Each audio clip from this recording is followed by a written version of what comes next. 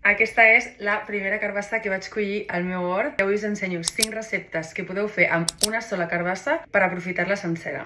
Comença netejant bé la carbassa, pelant-la i reservant la pell, ja que l'utilitzarem en una de les receptes. Talla-la per la meitat i retira tota la polpa, ja que aprofitarem també les seves llavors. Separa la polpa de les llavors, neteja-les, deixa-les secant amb un paper absorbent i a continuació afegeix tant la pell com les llavors en una safata. Condimenta-ho com tu vulguis i porta-ho al forn o a l'air fryer a 180 graus durant uns 10-15 minuts. Guarda les llavors en un pot i aprofita-les en qualsevol elaboració com a topping, ja sigui un gazpacho, una crema, una amanida, i gaudeix al moment d'unes xips de pell de carbassa supercruixents. Talla un quart de la carbassa i porta-la en una safata apta per forn juntament amb una ceba, 2 grans d'all, oli i sal. Porta-ho al forn durant uns 30-35 minuts a 180 graus i després tritura-ho tot juntament amb una mica de curri i llet de coco per obtenir aquest curri de carbassa que queda increïble, que pot servir amb un plat com aquest amb arròs, cigrons, una mica més de carbassa i la crema per sobre. Amb l'altre quart de la carbassa comença fent exactament el mateix i després tritura-ho tot juntament amb els ingredients que et deixo a la descripció per obtenir aquesta crema antiinflamatòria de carbassa en un moment. I ja per últim, l'altra meitat de la carbassa l'hauràs de tallar i coure-la al vapor o al forn per després triturar-la i a continuació barrejar-la amb el sucre, l'oli, la llet, l'extracte de vainilla i després amb tots els ingredients secs que et deixo a la descripció. Pots afegir també unes de nous o xips de xocolata, integrar-ho bé, portar-ho a un motlle i al forn a 180 graus durant uns 30-35 minuts per obtenir aquest pa de pessic de carbassa super esponjós, sense ous i sense làctics.